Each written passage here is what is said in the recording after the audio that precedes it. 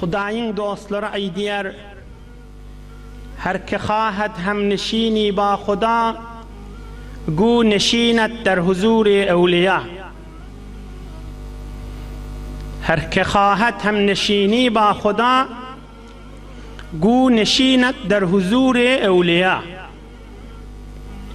Hudaý bilen oturşasyň gelýän bolsa, Allah'ın huzuruna girecek bolsaň, Hudaýyň dostlary bilen oturuş diýipdir. Hudaýyň dostlary kim bolýar? Hudaýyň dostlary giňrekden açyklansa, daşy da içi de Allah Taala'nın buýrugy bilen awadallagly, daşy da içi de Hudaýyň barmy diýen zadyndan daşa düşüwli. Hudaýyň dosty diýäler. Şu adamlar, şu jürek adamlaryň kepleri de derman, oturşmagy da derman, mehabbetleri de derman, nazarları da derman, hayır duaları da dermandır.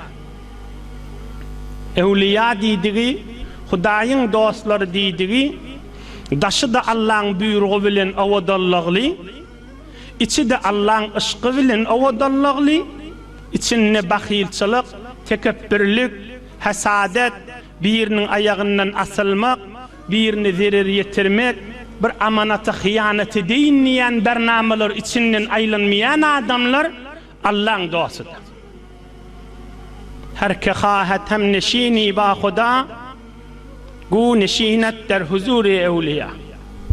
Hudaý bilen oturşak bolsaň, Hudaýyň dostlary bilen oturşmaly. Allah Taala'nın goýan bernamesy şeýledir. Şonuň üçin Allah Taala peýgamberler iý beripdir. Bu peýgamberleň janişilleri, hak warisleri kıyametaçely bolup durmaly. Bir zorly pir, hemmäňiz taniýaňyz bir murşid Rabbani, kamil, mükemmel, evliya adam, adamlaryň içinde yüz gören cennet görmez diýip yüz görmäni öz zamanyna insanlar terbiyet beren bir beýik arif, beýik Allah'ı tanıyan, tarihlarda Sultanul Arifin lakaby alan İmam Azam Ebu Hanife'den 50 yıl sonra yaşap giden İmam Azam Ebu Hanife'nin şagirdlerinden almalan ve şagirdlerinin almalan Hanafi mezhep bolup ýören Sultan Bayezid Bestami'den sonra attırlar. Hazreti Sultan Bayezid Bestami, Murşid-i Rabbani, Veli-i Hakkani, çyn Hudaýlyk evliya adammış. فَلَا تُزَكُّوا أَنفُسَكُمْ birini kan edafi öwüp bolmaýar. Görülüp duran ýagdaýlarynyň, eden işlerinden insanlar terbiyet beren ýagdaýyna görä birini hukm edilýär. Birini ýoksa edafi öwmek dogry däl. Bir tamam tarih, tamam ümmeti İslami ýanky aýdanyň şey diýär.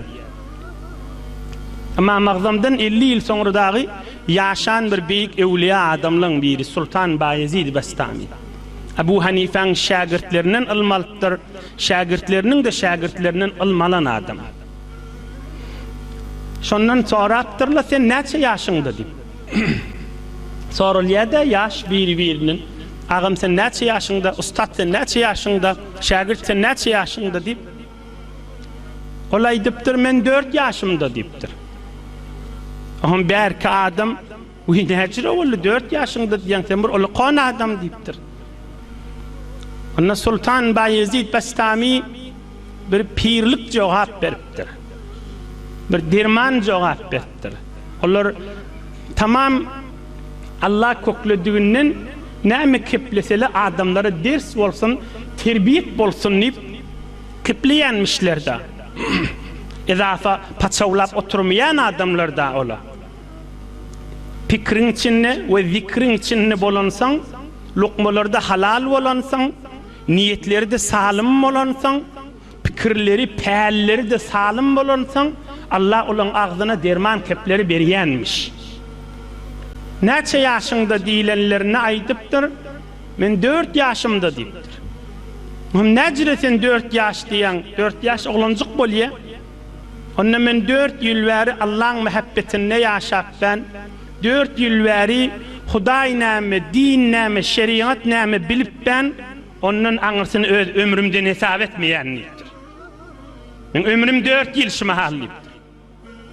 Aňyrsyn öz ömrümden hesap etmeýänmen diýipdir. İnsan özü bilen Allah'ın arasında irtibat bolmasa, hakkanla, insafanla adam ömrünü geçenini pikret görse, her jere hoş geçiren bolsun 3-4 heftemin nodal gurrun geçendir. Her jere gülüşen bolsun, her tüýsli hoş geçiren bolsun, geçenden sonra hiç zatdır. Geçenden sonra şu geçen gününü pikret görsün ama şu düğün geçen hefte gülüşüptir haram hilinin niýeýle şu geçipdir eyni äpberlen kağızy allaşan ömrü kağızy da desbal kağızy töwürlüp äpberlipdir tamam bolupdyr.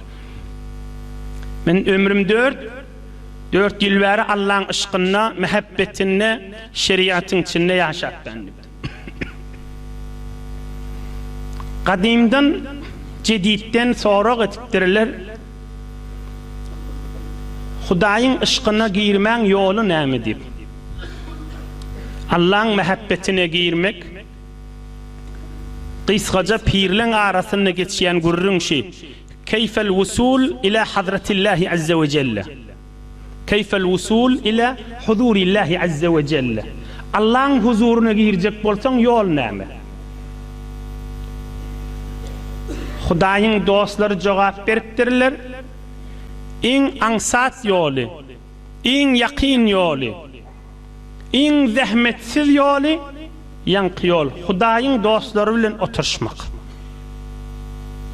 Allahyň dostlary bilen oturşmak. İçi daşı arasy adamlar bilen oturşmak. Oturşmany ýöni görüp galsaň da peýda alarsyň.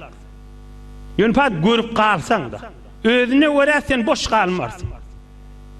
Bir kadimden jedidden insanlyň tejrübesini dinden daşgary da gurrun edilse sabit zatda. Her ki hahat hem neşini ba Huda gu neşinetdir huzur-i evliya. 100 ýyllap Mesnevi Şerif okuýsun bir adam. Ey cemaat, tarih sabit eden zada. Kan madam gow kitaplary okuýsun.